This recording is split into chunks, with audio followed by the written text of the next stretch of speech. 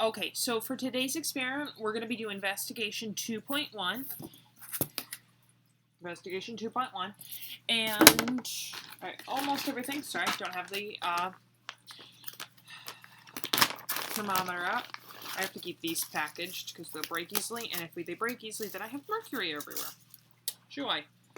Okay, so what I have is all the materials that I'm using for this. I have my ice water, my ice cubes, my hot water. I have a syringe, I have a graduated cylinder, and I have my mercury thermometer. So today we're going to be talking about how can you measure temperature accurately, and that's going to be our focus question. So how can you measure temperature accurately?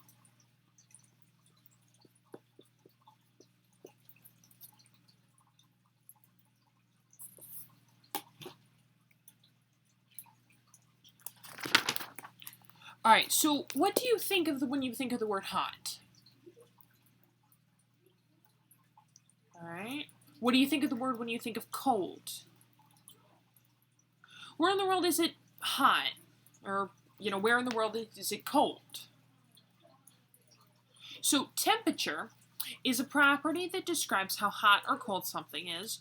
We're going to learn about how temperature affects matter. First of all, we need to learn how to measure temperature.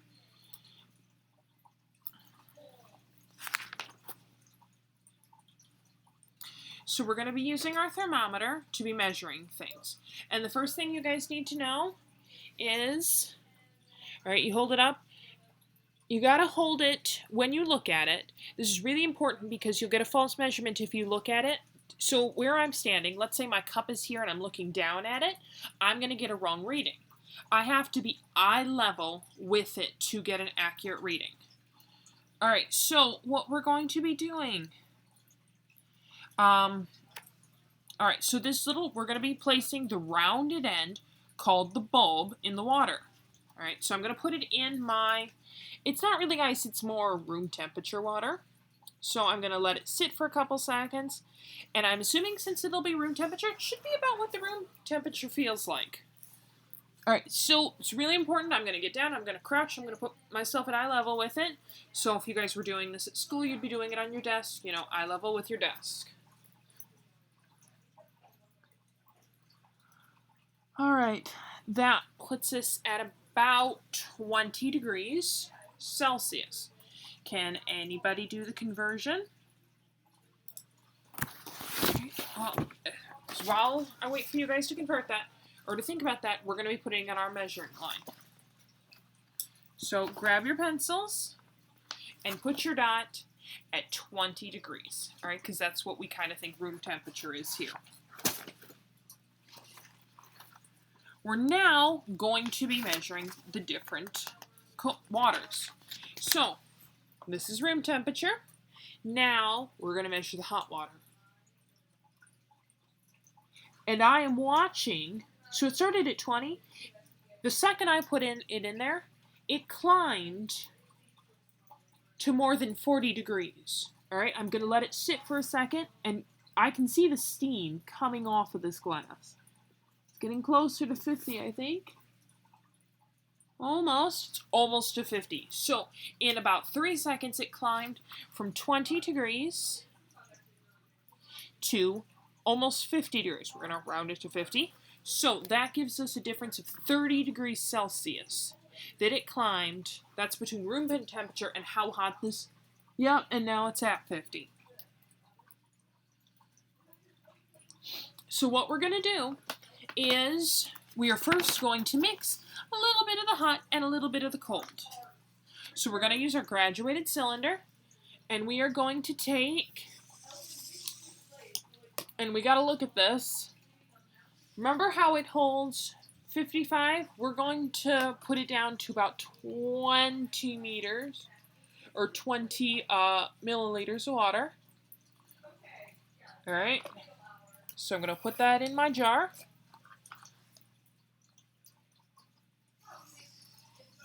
And now, same thing. All right, I got too much in there. 20 Remember, room temperature is 20, so now we're going to measure how much. We're going to see maybe will it go down. All right, so who thinks the water temperature is going to go down and who thinks it's going to go up? All right, so it was originally, the room temperature was 20 degrees. Hot water was 50 degrees originally. Our graduated cylinder, we're going to write this on a sticky note. Graduated cylinder is going to be, okay, who thinks the temperature went up? All right, who thinks it went down? I want you to turn to a person, or maybe your mom, maybe your dad, who's ever with you right now, and I want you to tell them why do you think it went up or down?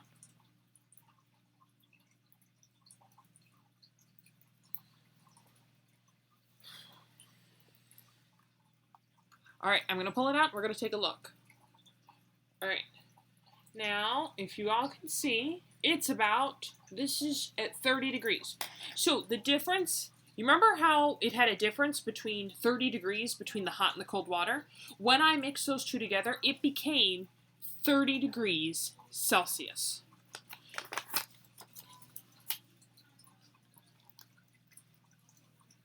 Now, what we're going to do, I've got these ice cubes. We're going to drop one in the hot. We're going to drop one. I've got a couple more thermometers. Let me get those out. Sorry, I got to hold myself.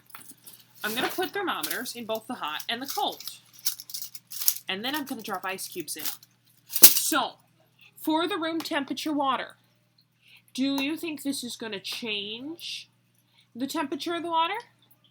So, how? Is it going to go up or is it going to go down? I'm going to drop an ice cube in there. And now I'm going to do the same thing to the hot one. I'm going to put an ice cube in here. And we're going to see what happens to the temperature. Might take a few seconds for it to do anything. So temperatures are going to vary regardless of who does this experiment. So what results I'm getting here, if we do this experiment again, I'm going to get a little bit of a different result because each place is a little different. All right, each place, the hot water, I got right out of my tub. I turned it up as hot as it went. And so my tub, I know, goes to 50 degrees Celsius. Has anybody done that conversion? I'm sorry, I've got my conversion chart here somewhere. And we're going to wait while I quickly make sure that we've done this right. Oops, not what I wanted. Temperature, so 50 degrees Celsius is 102 degrees. 122 degrees Fahrenheit. Also, if you've been watching this, you see how the ice cube disappeared? Has the ice cube disappeared? Which means, let's take a look. I think it's about time we can take a look, don't you? Alright, so this one used to be 50 degrees.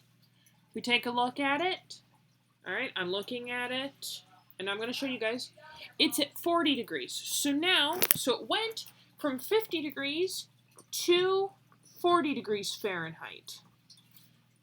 Room temperature, once I put the ice cube in, went from 20 degrees to just a little bit above, I'd say about, it went to about 11 degrees.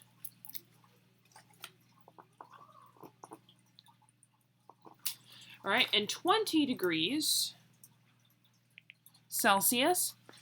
So my house is set about 68 degrees Fahrenheit, and it went all the way down to 11 degrees Celsius, which puts it at about 51 degrees once I put the ice cube in there. So I want you guys to tell me, why do you think it's important that, you see this little red thing at the bottom of the bulb? Why do you think it's so important that the bulb has to be at the bottom? Okay, you guys are right. The bulb has to be at the bottom in order for the temperature to rise. The bulb is what measures the temperature. Well, not what measures the temperature, but this is where the mercury is. And when the heat rises, or I'm misspeaking, All right, the bulb has to be placed in the water. And so a thermometer, we're going to talk just about what a thermometer is. A thermometer is a thin glass tube filled with red liquid.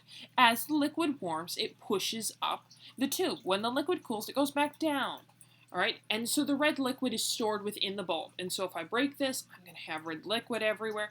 In the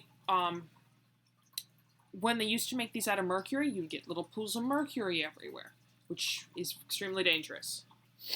All right, so what I'm going to have you guys do now is I want you guys to tell me, why do you think, I want you to tell me why it is important that I'm not looking at it, like this. Why do I have to be eye level with the temperature in order to read it?